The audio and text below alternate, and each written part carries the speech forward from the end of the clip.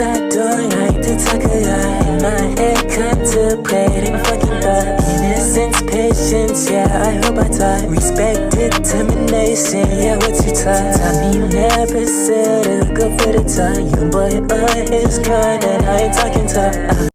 Hey, what's up guys, it's your boy Hoodie and we're back with another video, and today we're going to be trying something new. So for today's video, we're going to be doing something like a character analysis. Like, this is a new idea I had, and I'm basically going to be doing a review on the most coolest, realest, most down bad niggas I can think of. Just be discussing them, like talk about their life and stuff, you know? So for today's review, we're going to be going over the character Anakin Skywalker. Because, like, if you don't know, and if you do know, he fought.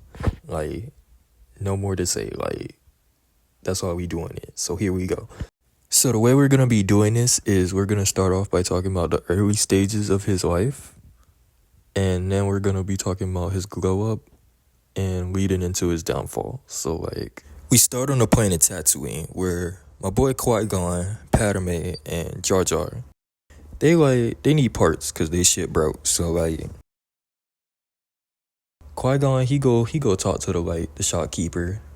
Well, Padme and Jar Jar, they stay in the shop and fuck around. Jar Jar, like, in there fucking around. Qui-Gon straight up tell him, like, don't touch anything.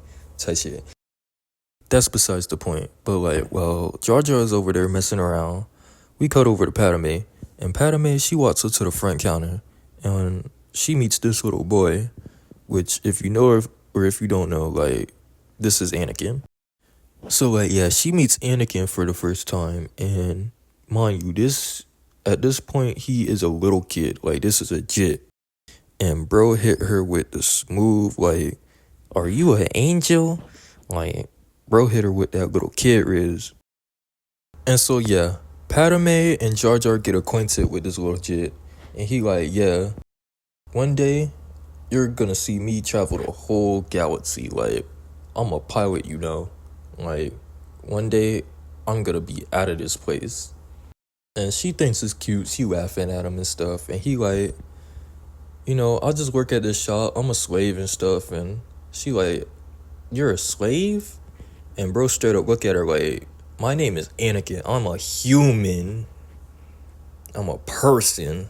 And he just looking like, yeah, put some respect on my name. Like, I'm a person. You feel me? And so Qui-Gon comes back and he like, let's go, guys. Like, this man trying to cheat me out of my stuff. And he takes a quick look at Anakin. He like, that kid feels weird. So while they headed back, Jar Jar gets in a little bit of a predicament. And Anakin so happens to be outside, and he saves him. Whoop-de-doo. And Anakin's like, come on, guys, let's go to my place. And so they all go to Anakin's place, and they meet his mama. And after meeting his mama, they all sit down and, like, they, like, eat and chill. And Anakin is over there talking to Qui-Gon. He's like, so I do pod racing. And he's like, pod racing? What kind of reflexes you got, little nigga? And Qui-Gon just starts talking to him more. Like, he like, for a kid doing pod racing, like, you must got Jedi reflexes. And bro just started thinking to himself a little bit, like, this kid is interesting.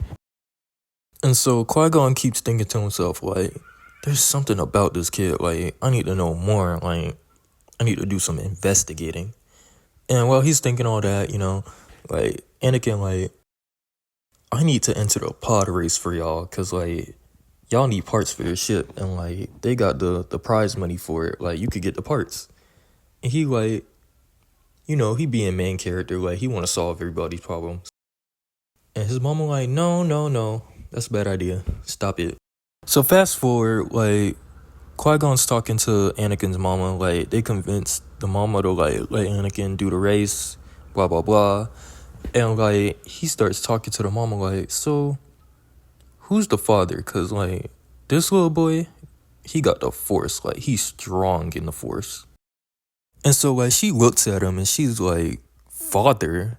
Ain't no father. Like, I carried and birthed him. Like, he's just a miracle. And so later that day, Qui-Gon decides, like, I'm gonna do a DNA test. So he takes some of Anakin's blood and he sends it over to Obi-Wan back at the ship. And he's like, do a little scan on this for me. And when Obi-Wan sends it back, he's like, Master, this boy's, like, reading is off the charts. Like, he's over here telling, like, Qui-Gon, like, Master, this little jit, his power level's over 9,000. Like, these readings are higher than Yoda's. Like, and Qui-Gon's like, oh gosh. Qui-Gon's like, I gotta take this little nigga back to the Republic. Like, I just had a major discovery. Like, he could be the chosen one.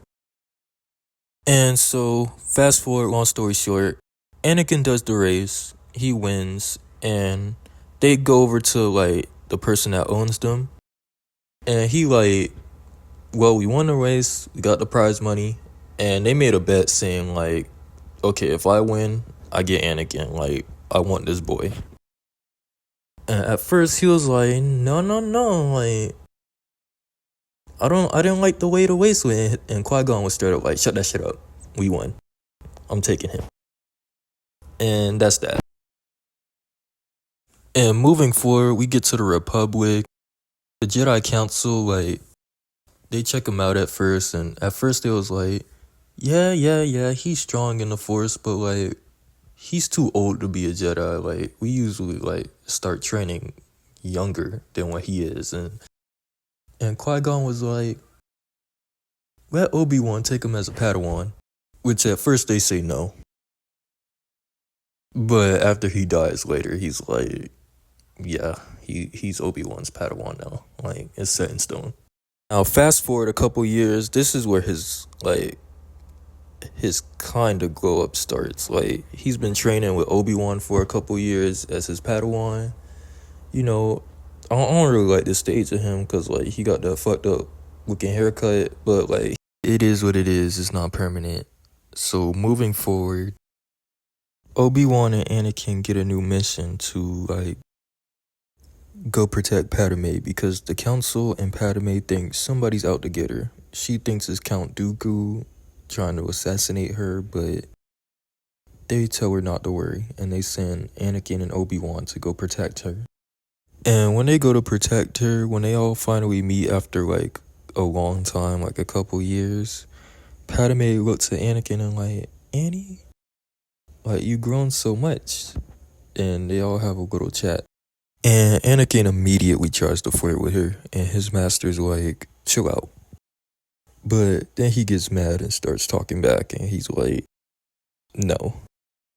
Some time passes, and it's nighttime. And while Padme's sleeping, Anakin decides the best way to lure out her assassin is to just use her as bait. Like, we got no other choice. And, like, it works because somebody ends up doing some dumb shit and they end up tracking this person down all the way to the club. And at first they can't find him because this person's a shapeshifter. But they easily catch up to them and they catch him. And then Anakin, he's over here interrogating the person like if he's you-know-who. Before they could get any real answers out of them, Jango Fett assassinates the assassin, which is crazy. Because of that, Anakin and Obi-Wan now get 2 separate missions. Obi-Wan has to go investigate more about this assassin, while Anakin still has to protect Padme, which for him, he basically lucked out. Like, that's a W for him. And I feel like after this point, this is where you really start to see, like, Anakin's swagger for real. Like, you really get to see, like, what makes this man so far. But you also get to see, like, how relentless this man is. Because as soon as he gets back to Padme, it's like the self-control left, bro. In his mind, he's like, I'm about to make you my wife. You don't have a choice. Like, I'm about to hit you with that Omega Riz. And so Anakin gets assigned to, like, escort Padme back to her home planet.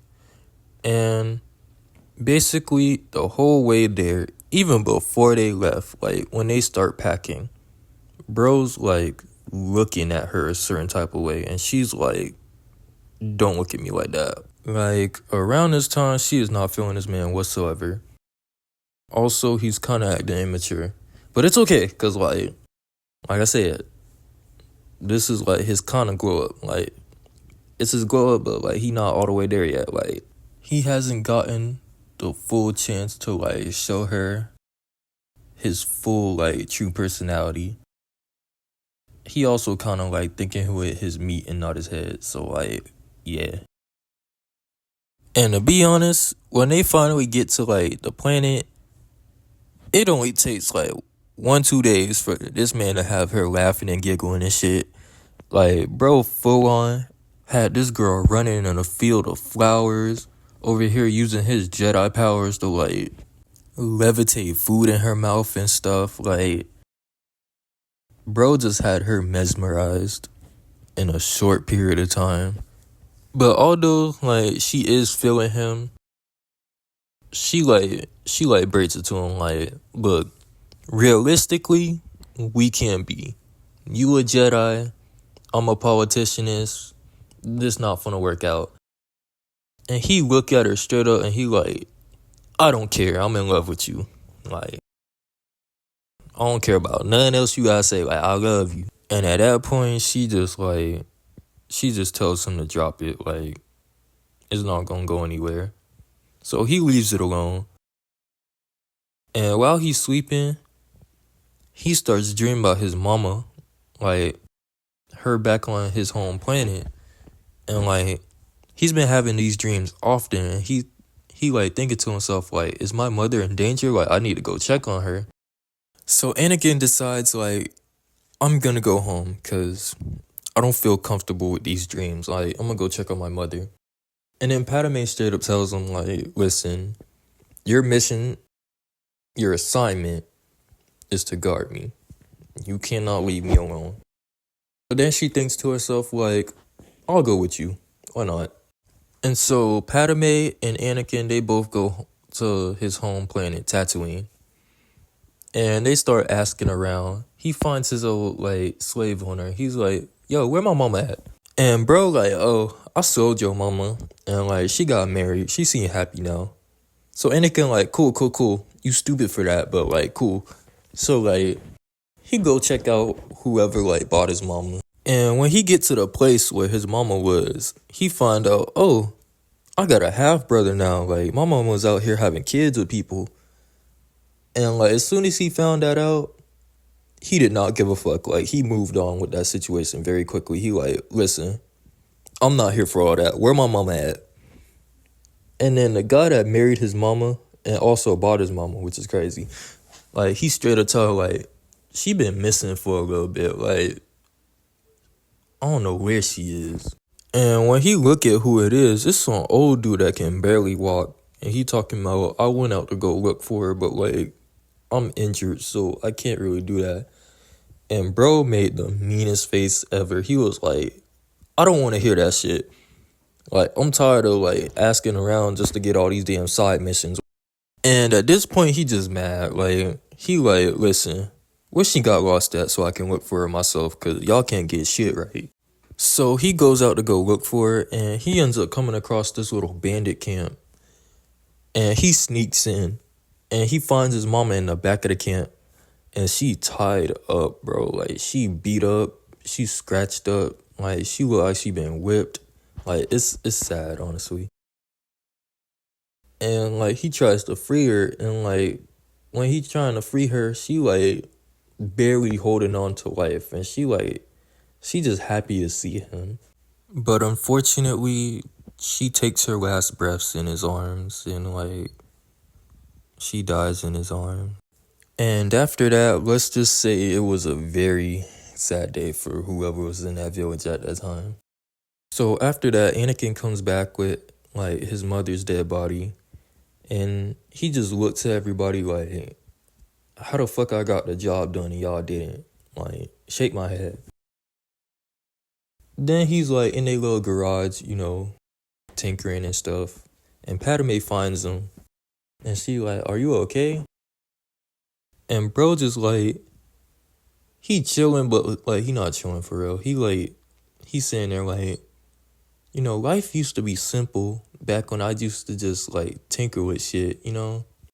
Like, bro just starts venting. He's like, yeah, life used to be real simple, like when I used to just have to fix stuff all day. And he just keeps saying that, and she like worried about him. And she like, what you talking about? And then bro just bust out saying like, I killed them niggas. Like, I murdered everybody in that village. Like, not a single person left standing. And she just looked shocked and like, huh? And bro like, yeah, I killed them.